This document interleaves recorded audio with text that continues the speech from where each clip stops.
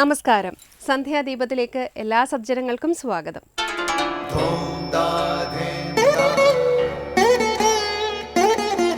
ശുഭം ഭവതു കല്യാണമായുസാരോഗ്യവർദ്ധനം സർവദുഃഖ വിനാശായ സന്ധ്യാദീപം നമോസ്തുതേ. നാമം ജപായനം പുണ്യം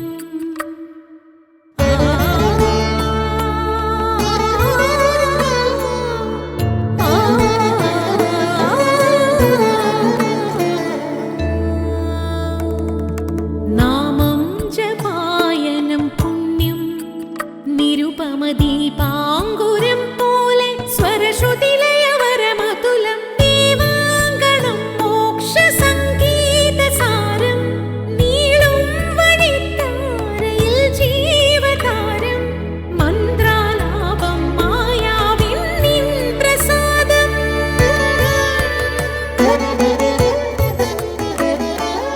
ഇരുൾ നീങ്ങിയുണരുന്ന തെളിനാളദീപം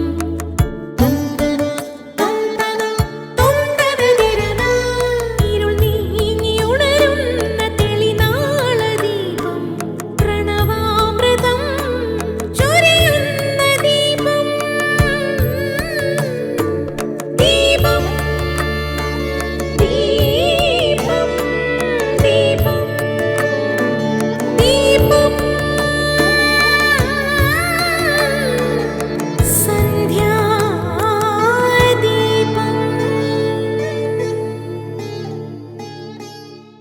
തെളിഞ്ഞു കത്തുന്ന ഒരു ദീപം, അത് 5 ദ്വാരങ്ങളുള്ള ഒരു പാത്രം കൊണ്ട് മൂടിയിരിക്കുന്നു എന്ന് കരുതുക. ആ 5 ദ്വാരങ്ങളിലൂടെയും പ്രകാശം പുറത്തേക്ക് വരും. അറിവില്ലാത്തവർ കരുതും ആ ദ്വാരങ്ങളാണ് പ്രകാശത്തിൻ്റെ ഉറവിടമെന്ന്. സത്യത്തിൽ ഉള്ളിലുള്ള ദീപത്തിൻ്റെ വെളിച്ചം ദ്വാരങ്ങളിലൂടെ പുറത്തേക്ക് വരിക മാത്രമാണ്. അതുപോലെ ഉള്ളിലെ ആത്മാനന്ദം തന്നെ പഞ്ചേന്ദ്രിയങ്ങളിലൂടെ നമ്മൾ അനുഭവിക്കുന്നു എന്ന് മാത്രം. ആ ആനന്ദത്തെ കണ്ടെത്തണമെങ്കിൽ അന്തർമുഖമായ അന്വേഷണം വേണം. ആത്മസ്വരൂപത്തെ തന്നെയാണ് ബ്രഹ്മം അഥവാ ഈശ്വരൻ എന്ന് വിളിക്കുന്നത്.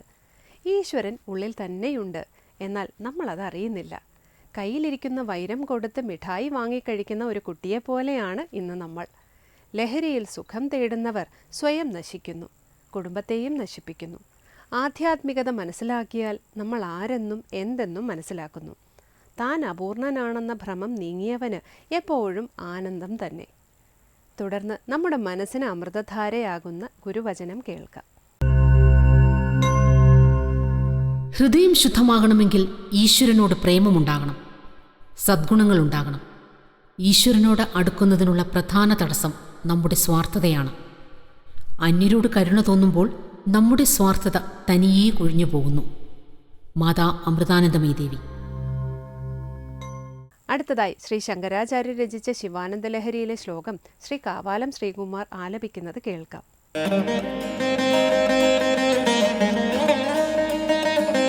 പ്രാഗ്പുണ്യാചലമാർഗദർശിത സുധാമൂർത്തി പ്രസന്ന ശിവ സോമ സദ്ഗുണസേവിതോ മൃഗധര പൂർണസ്തമോ മോചക ചേത പുഷ്കരലക്ഷിതോ ഭവതി ചേദാനന്ദ പാധോ നിധി പ്രാഗൽഭ്യേന വിജൃംഭത്തെ സുമനസാം വൃത്തിസ്തദാ ജായത്തെ. പ്രാഗ്പുണ്യാചലമാർഗദർശിത സുധാ മൂർത്തി പ്രസന്ന ശിവ സോമ സദ്ഗുണസേവിതോ മൃഗധര പൂർണസ്തമോ മോചക ചേത പുഷ്കരലക്ഷിതോ ഭവതി ചേദാനന്ദ പാധോ നിധി പ്രാഗൽഭ്യേന വിജൃംഭത്തെ സുമനസാം വൃത്തിസ്തദാ ജായത്തെ.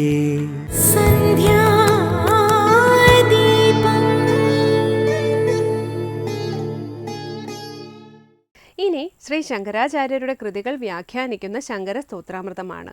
ചന്ദ്രോദയത്തെ പരമേശ്വരോദയത്തോട് ബന്ധപ്പെടുത്തി വിവരിക്കുന്ന ശ്ലോകമാണ് ഇന്ന് ശങ്കര സ്തോത്രാമൃതത്തിൽ സ്വാമി ചിദാനന്ദപുരി വ്യാഖ്യാനിക്കുന്നത്.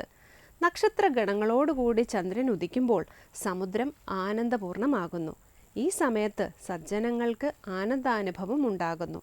പരമാത്മഭാവം ജന്മാന്തരങ്ങളിൽ ചെയ്ത പുണ്യത്തിലൂടെ മാത്രമേ അനുഭവിക്കാൻ കഴിയൂ എന്ന് വ്യക്തമാക്കുന്ന ശിവാനന്ദലഹരിയിലെ ശ്ലോകം സ്വാമി ചിദാനന്ദപുരി വ്യാഖ്യാനിക്കുന്നത് ഇനി കേൾക്കാം.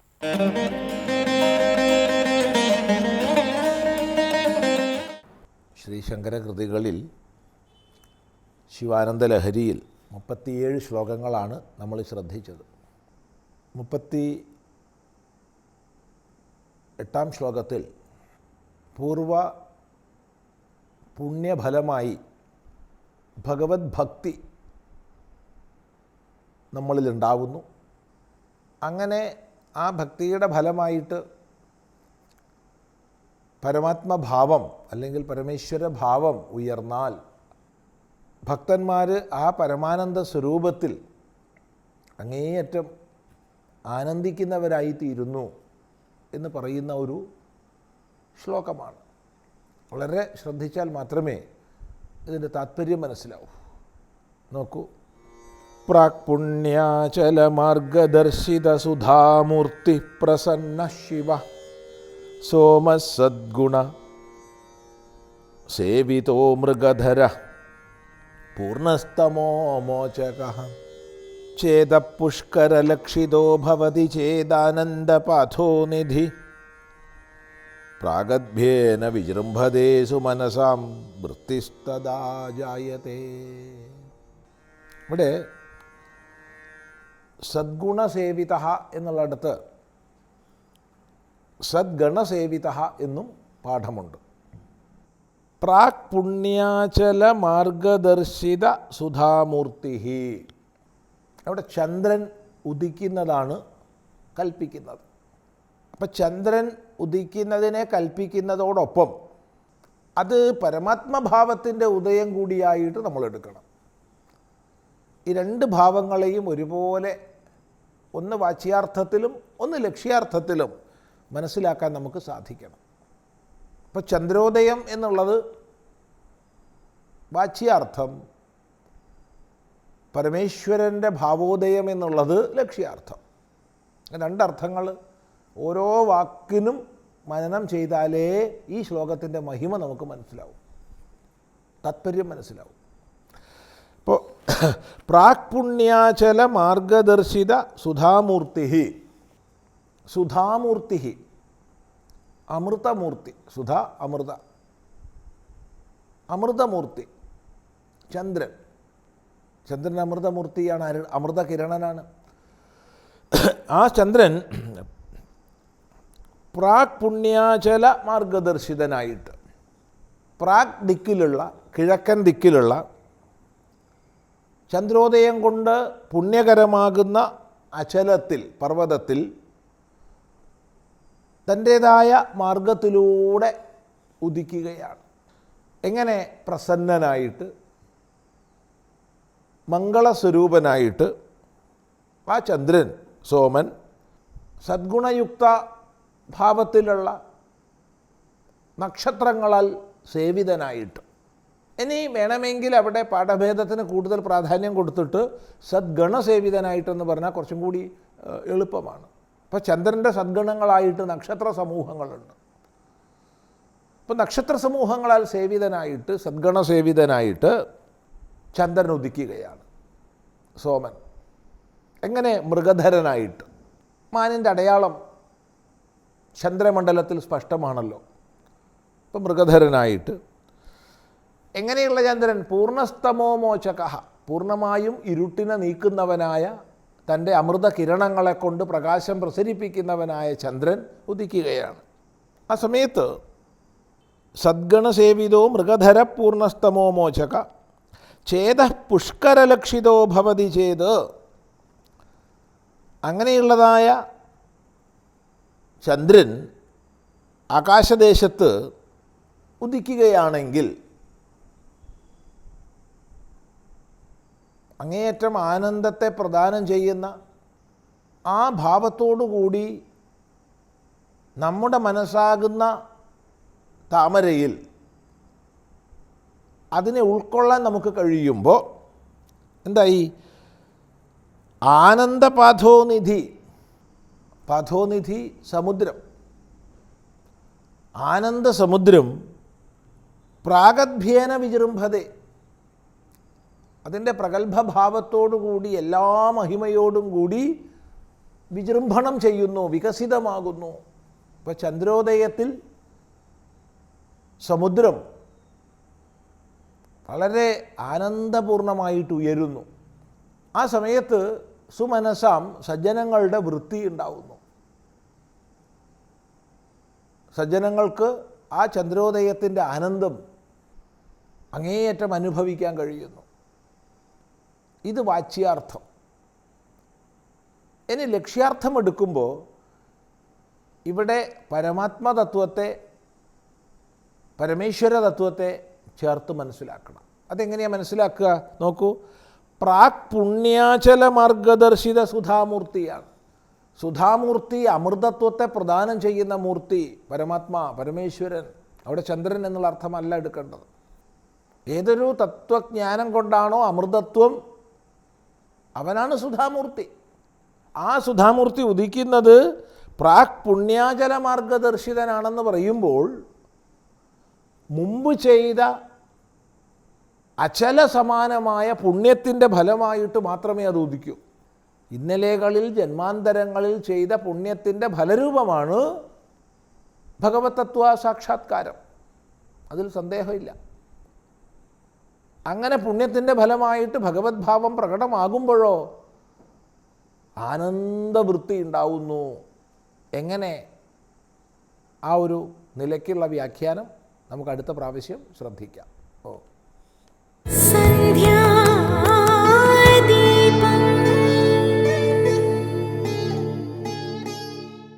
തുടർന്ന് വൈദിക ക്രിയകളെയും ക്ഷേത്രങ്ങളിലെ ആരാധനാക്രമങ്ങളെയും കുറിച്ചുള്ള ക്ഷേത്രങ്ങൾ സാധനാ കേന്ദ്രങ്ങൾ എന്ന പങ്ക്തിയിലേക്ക്.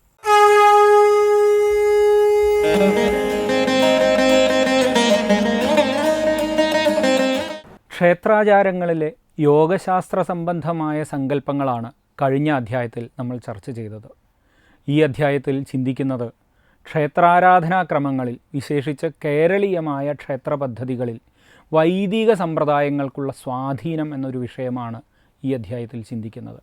വിശേഷിച്ച് വൈദികമായിട്ടുള്ള പല മന്ത്രങ്ങളും, സാധാരണയായി തന്ത്രത്തിൽ കണ്ടുവരാറില്ലാത്ത മന്ത്രങ്ങൾ, വൈദിക മന്ത്രങ്ങൾ വളരെ വ്യക്തമായ സ്വാധീനത്തോടുകൂടി കേരളീയമായ ക്ഷേത്ര പദ്ധതിയിൽ സാന്നിധ്യം ചെയ്യിപ്പിച്ചിട്ടുള്ളത് അല്ലെങ്കിൽ സന്നിവേശിപ്പിച്ചിട്ടുള്ളത് നമുക്ക് കാണാൻ സാധിക്കും. മറ്റ് പരദേശ സമ്പ്രദായങ്ങളിൽ കാണാത്ത അത്രയും സ്വാധീനം വൈദിക സമ്പ്രദായങ്ങൾക്ക് കേരള ക്ഷേത്രതന്ത്രത്തിൽ കൈവന്നത് എന്നാണ് നമ്മൾ ചിന്തിക്കുന്നത്.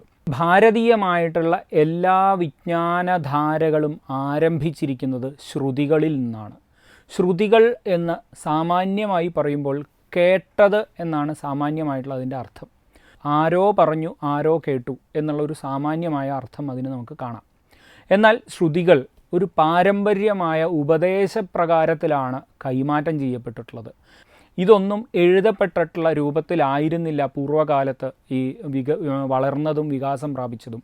മുഴുവനായും പാരമ്പര്യ ഉപദേശപ്രകാരം വേദങ്ങൾ മുഴുവൻ ചൊല്ലിക്കൊടുത്ത് കേട്ടുപഠിച്ച് അടുത്ത തലമുറയിലേക്ക് കൈമാറുന്ന രീതിയിലായിരുന്നു കൈമാറ്റം ചെയ്യപ്പെട്ടത്. ഈ ശ്രുതികൾ തന്നെ, ഈ ശ്രുതികളുമായിട്ട് ബന്ധപ്പെട്ടിട്ടുള്ള ഒരു പഠനത്തിൽ പറയുന്നത് ശ്രുതിശ്ച ദ്വിവിധ വൈദികി താന്ത്രികി തഥ എന്ന് പറയുന്ന ഒരു പ്രമാണം കാണാം. ശ്രുതികൾ രണ്ടായി പിരിഞ്ഞു എന്നും അതൊന്ന് വൈദികം എന്നും മറ്റൊന്ന് താന്ത്രികം എന്നുമുള്ള രണ്ട് ധാരകളായിട്ട് പിരിഞ്ഞു എന്നുമാണ് പറയപ്പെടുന്നത്. ഈ വൈദിക ധാരയും താന്ത്രിക ധാരയും പരസ്പരം കലരാതെ ഭാരതത്തിലെമ്പാടും വ്യാപിച്ചിട്ടുണ്ട്.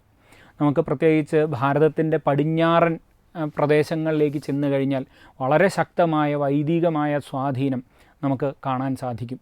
അതുപോലെ തന്നെ കിഴക്കൻ പ്രദേശങ്ങളിൽ, വിശേഷിച്ച് ബംഗാളും ആസാമും പോലുള്ള പ്രദേശങ്ങളിലേക്ക് ചെന്നാൽ നമുക്ക് കാണാൻ സാധിക്കുക താന്ത്രികമായിട്ടുള്ള ധാരയാണ്. എന്നാൽ ദക്ഷിണേന്ത്യയിലേക്ക് കടക്കുമ്പോൾ ഇത് രണ്ടും ചേർന്നുള്ള ഒരു മിശ്രധാരയെയാണ് നമുക്ക് കാണാൻ സാധിക്കുക. ഇത് ഏറ്റവും പ്രകടമായി നിലനിൽക്കുന്നത് താന്ത്രികവും വൈദികവും സമ്മിശ്രമായിട്ടുള്ള ഒരു മിശ്രധാര ഏറ്റവും പ്രബലമായി നിലനിന്നിട്ടുള്ളത് അല്ലെങ്കിൽ ഇന്നും നിലനിൽക്കുന്നത് കേരളത്തിലാണ് എന്നുള്ളതാണ് വസ്തുത.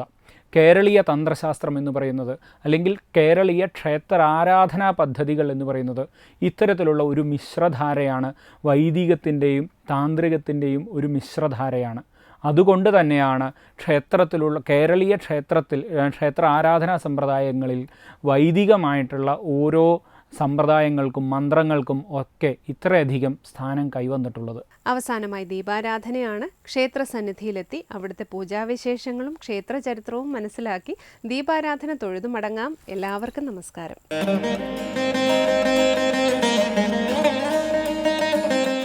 ശ്രീചക്രരാജസിംഹാസനേശ്വരി ശ്രീലളിതാംബികയേ ഭുവനേശ്വരി ശ്രീചക്രരാജസിംഹാസനേശ്വരി ശ്രീലളിതാംബികയേ. ഓർമ്മകളുടെ ഉത്സവങ്ങളിലേക്കും സ്വപ്നങ്ങളുടെ കേദാരങ്ങളിലേക്കും ഭക്തിയുടെ ദ്വാപരങ്ങളിലേക്കുമുള്ള മഹത്തായ യാത്രകളിലൊന്നാണ് മുതുകുളം ഗ്രാമത്തിലേക്കുള്ള യാത്ര.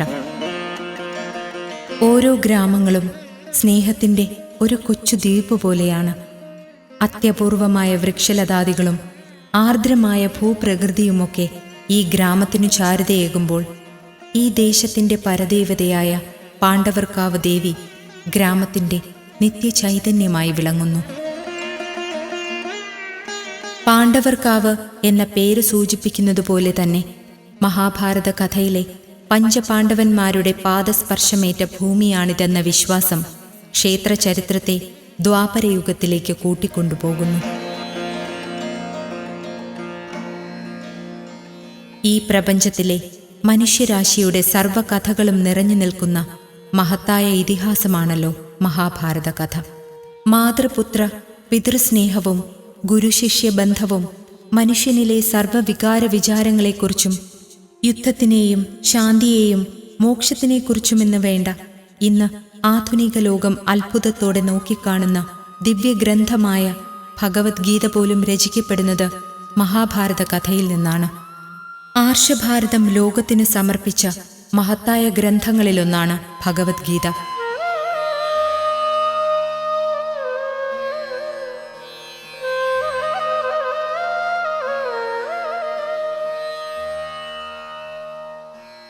കൗരവരുടെ പ്രധാന ഉപദേഷ്ടാവായിരുന്നല്ലോ കൗശലക്കാരനായ ശകുനി. ദുര്യോധനന്റെ ചിന്തകളിൽ വിഷം നിറയ്ക്കുകയും ഒടുവിൽ കുരുക്ഷേത്ര യുദ്ധത്തിലേക്ക് വരെ കാര്യങ്ങളെത്തിക്കുകയും ചെയ്തതിൽ പ്രധാനിയായ ശകുനി പാണ്ഡവരെ ഉന്മൂലനം ചെയ്യുന്നതിനായി നിരന്തര തന്ത്രങ്ങൾ ഒരുക്കിക്കൊണ്ടേയിരുന്നു.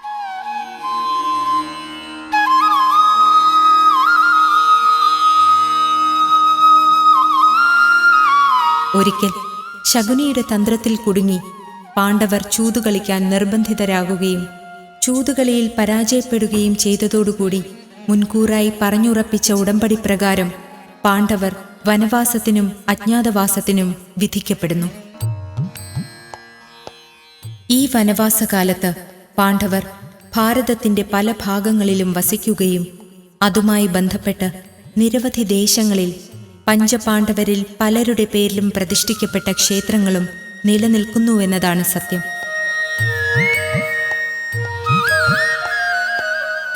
മഹാഭാരതത്തിലെ സംഭവ ബഹുലമായ പല കഥകളും നടക്കുന്നത് വടക്കേ ഇന്ത്യൻ പ്രദേശങ്ങളിൽ വച്ചായിരുന്നു എന്ന് പറയപ്പെടുമ്പോഴും തെക്കേ ഇന്ത്യയിലെ പല പ്രദേശങ്ങളിലൂടെയും വനവാസകാലത്ത് പഞ്ചപാണ്ഡവർ സഞ്ചരിക്കുകയും നിരവധി പ്രദേശങ്ങളിൽ താമസിക്കുകയും ചെയ്തിരുന്നു എന്നതിന് വ്യക്തമായ തെളിവുകളുണ്ട്. സാക്ഷാൽ ശ്രീകൃഷ്ണ ഭഗവാൻ പോലും കേരളത്തിന്റെ മണ്ണിലൂടെ പാണ്ഡവന്മാരുമായി യാത്ര ചെയ്തതുമായി ബന്ധപ്പെട്ട് വിശ്വസനീയമായ കഥകൾ നിലനിൽക്കുന്നുണ്ട്.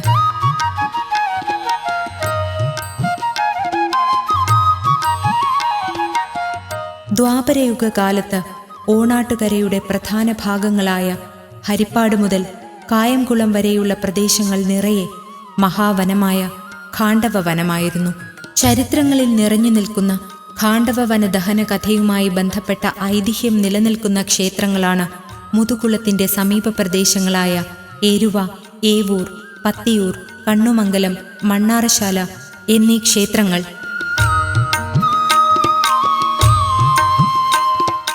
വനവാസകാലത്ത് പാണ്ഡവർ മുതുകുളം ദേശത്ത് വാസമുറപ്പിച്ചിരുന്നു എന്നതിന് തെളിവുകളുണ്ടെന്ന് പറയപ്പെടുന്നു.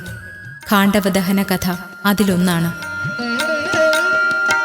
പാണ്ഡവ മാതാവായ കുന്തിദേവിയെ കുറച്ചുനാളത്തേക്ക് വസിപ്പിക്കുവാനായുള്ള ഇടം തിരക്കി കാണ്ഡവ വനത്തിലൂടെ നടക്കുന്ന ഭീമസേനൻ മുതുകുളത്തെത്തുകയും അവിടെയുള്ള ഒരു കുശവ കുടിലിനു മുന്നിലെത്തി തന്റെ ആവശ്യം അറിയിക്കുകയും ചെയ്തു. ഭീമസേനൻ കുശവ കുടിലുകളിൽ ഒന്നിൽ തന്നെ കുന്തിദേവിയെ താമസിപ്പിക്കുവാനുള്ള ഇടം കണ്ടെത്തുകയും തുടർന്ന് ചുറ്റുമുള്ള 5 കാവുകളിലായി പാണ്ഡവർ 5 പേരും താമസിക്കാനും തുടങ്ങി. ഈ 5 കാവുകളും ഇവിടുത്തെ 5 കരകളിൽ ഉൾപ്പെട്ടതായിരുന്നു.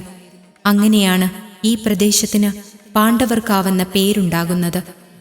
പാണ്ഡവർ സഞ്ചരിക്കുന്ന ഇടങ്ങളിലൊക്കെ തന്നെ അവരുടെ ആരാധനാമൂർത്തിയായ സാളഗ്രാമ വിഗ്രഹവും കൂടെ കൊണ്ടുപോകുമായിരുന്നു. അക്കാലത്ത് പാണ്ഡവർ തങ്ങളുടെ സാളഗ്രാമ വിഗ്രഹം ഈ മണ്ണിലും വച്ച് പൂജിച്ചിരുന്നു. നിത്യാരാധനയ്ക്കായി ഇപ്പോൾ ക്ഷേത്രം സ്ഥിതി ചെയ്യുന്നതിന് പടിഞ്ഞാറ് ഭാഗത്തുള്ള കാളിയേത്ത് വയലിൽ നിന്നും മൺപാത്ര നിർമ്മാണത്തിനുപയോഗിക്കുന്ന കളിമണ്ണ് ഉപയോഗിച്ച് ഒരു ആരാധനാബിംബം നിർമ്മിച്ച് പാണ്ഡവ മാതാവായ കുന്തിദേവി ഇവിടെ പ്രതിഷ്ഠിക്കുകയും ചെയ്തു. പ്രതിഷ്ഠാസമയത്ത് വിഗ്രഹത്തിൽ പതിഞ്ഞ കുന്തിദേവിയുടെ വിരൽപ്പാട് ഇപ്പോഴും ഇവിടുത്തെ മൂലബിംബത്തിൽ കാണാൻ കഴിയുമെന്ന് പഴമക്കാർ പറയുന്നുണ്ട്.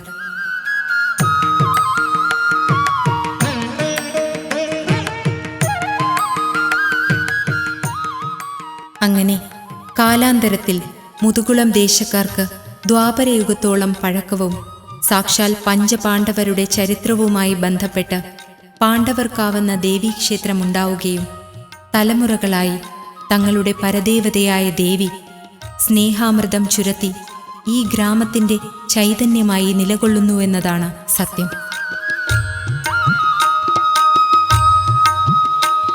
പാണ്ഡവർക്കാവിലമ്മയുടെ ഇഷ്ടവഴിപാടാണ് കദളിപ്പഴം. കദളിപ്പഴത്തിന്റെ മാഹാത്മ്യമോതുന്ന കഥകൾ ഗ്രാമത്തിൽ പ്രസിദ്ധമാണ്. എന്നും പുലർച്ചെ അഭിഷേകത്തിനു ശേഷം ഒരു കദളിപ്പഴം മുടങ്ങാതെ ദേവിക്ക് നേദിക്കുന്നുണ്ട്. ദേവി പ്രതിഷ്ഠ നടത്തിയതിനു ശേഷം ആദ്യമായി നിവേദ്യമർപ്പിച്ചത് കദളിപ്പഴമാണ്. അതുകൊണ്ടാണ് കദളിപ്പഴം ഇവിടുത്തെ ഇഷ്ടവഴിപാടായി മാറിയത്. മഹാ ഐശ്വര്യദായിനിയായ പാർവതീദേവിയുടെ 8ാമത്തെ അവതാരമായ മഹാഗൗരിയാണ് ഇവിടുത്തെ പ്രതിഷ്ഠ.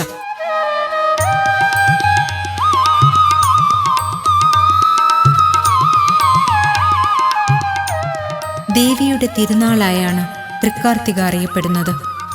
എല്ലാ ദേവീക്ഷേത്രങ്ങളിലും എന്ന പോലെ ഇവിടെയും തൃക്കാർത്തിക ആഘോഷിക്കാറുണ്ട്. വൃശ്ചിക മാസത്തിലെ തൃക്കാർത്തിക കൂടാതെ ധനുമാസ കാർത്തികയ്ക്കും ഇവിടെ സവിശേഷതയുണ്ട്. ഇവിടെ പ്രതിഷ്ഠ നടത്തിയത് ധനുമാസത്തിലെ കാർത്തിക നക്ഷത്രത്തിലാണെന്നാണ് വിശ്വസിക്കപ്പെടുന്നത്.